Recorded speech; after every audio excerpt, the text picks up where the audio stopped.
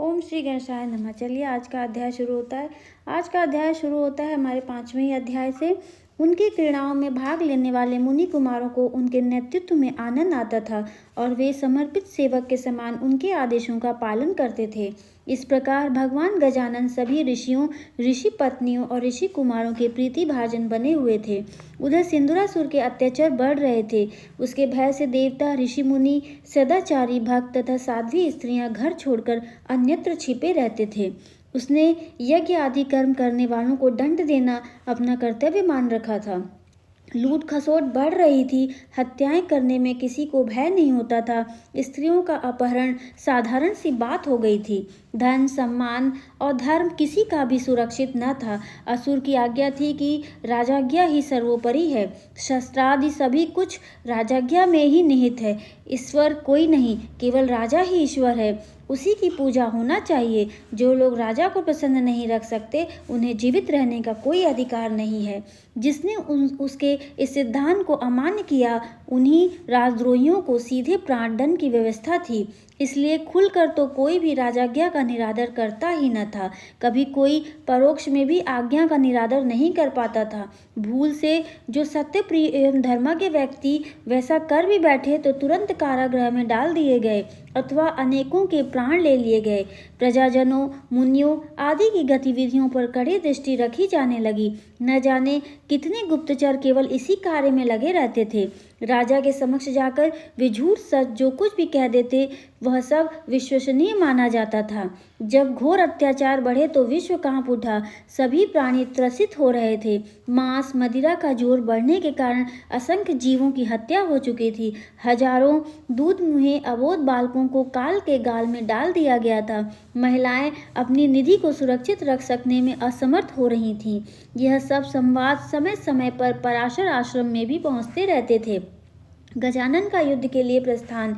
एक दिन कुछ ब्राह्मणों ने सिंदूरासुर की निर्दयता और अधिक क्रूरता की बात वहां आकर सुनाई तो भगवान गजानन अधिक अधीर हो गए और उन्होंने विचार किया कि किसी प्रकार संसार को भयंकर त्रास से बचाना ही होगा। अतः वे महर्षि के समीप आकर और चरणों में प्रणाम करके कहने लगे, पूज्य पिताजी, दुष्ट सिंदूरासुर के अत्याचारों के विषय में यहाँ कभी कभी ही समाचार आ पाते हैं, किंतु वे सब इतने दुखद होते हैं कि सुनकर चित्त कांप उठता है।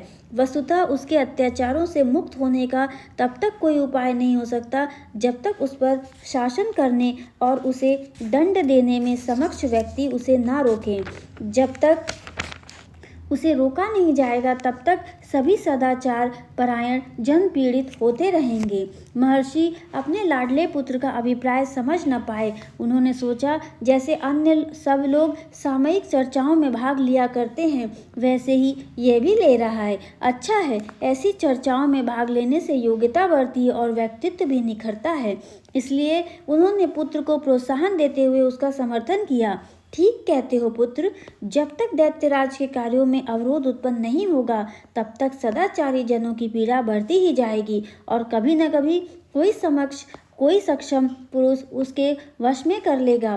क्योंकि संसार में अत्याचारियों के अत्याचार बढ़ जाते हैं तब कोई अवतारी पुरुष अवश्य प्रकट होता है।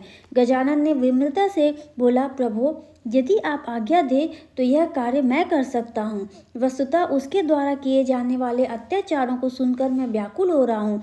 आप अपना वरद कर मेरे मस्तक पर रखकर आशीर्वाद दें, जिससे कि संसार के उपकार का यह पवित्रतम कार्य करने में समर्थ हो सकूं।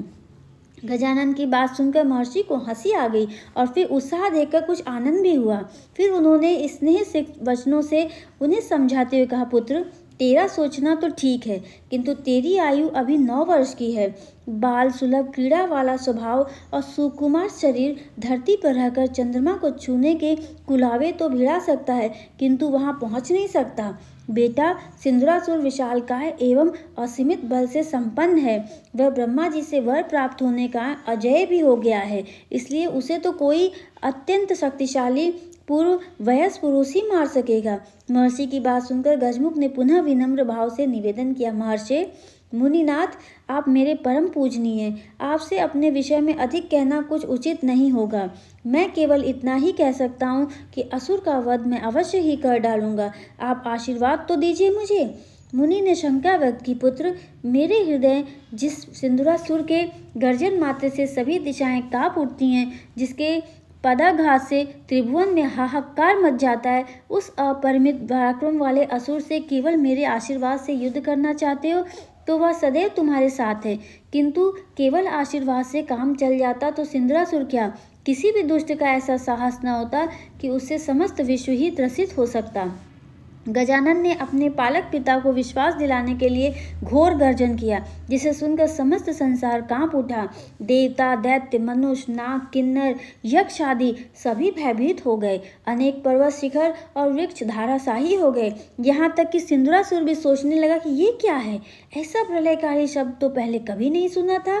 प्रकृतिस्थ होकर उन्होंने पुनः हाथ जोड़कर निवेदन किया, ऋषि श्रेष्ठ, मेरा प्राकट्य ही सिंदूरासुर एवं उसके साथी दैत्यों को मारकर पृथ्वी का भार हल्का करने के लिए ही हुआ है। मैं अवश्य ही उस राक्षस राज को मारकर ऋषि मुनियों का हित साधन करूंगा। वह मेरे हाथ अवश्य ही मारा जाएगा। केवल आपकी आज्ञा और आशीर्वाद का संबल मेरे साथ रहने से ये कार्य सहज ही संपन्न हो जाएगा। महर्षि को विश्वास हो गया। फिर उन्हें ज्ञात हुआ, अरे यह तो पूर्ण परमात्मा है, इनकी शंका कैसी। मैं मोहवश इनके कार्य में व्यर्थ ही व्यवधान डाल रहा था। फिर उन्होंने गजमुख को हृदय से लगाया और उनके मस्तक पर वरद हस्त रखते हुए शुभकामना व्यक्त की, पुत्र, भगवान चंद्रचूड़ तुम्हें विजय प्राप्त करें। मेरा आशीर्वाद है कि राक्षस राज सिंदूर को मारने में तुम्हें सफलता प्राप्त हो। और हमारी कथा आज यहीं पर समाप्त होती है और मैं आशा करती हूँ आपको ये कथा अच्छी लगी होगी। अगर आपको ये अध्याय अच्छा लगा है तो मेरे चैनल को लाइक करें, शेयर करें, सब्सक्राइब करें और कमेंट बॉक्स में ज़रूर बताएं कि आगे आप और कौन सी कथाएं सुनना चाहते हैं। तब तक के लिए आप सभी का दिल से बहुत बहुत धन्यवाद।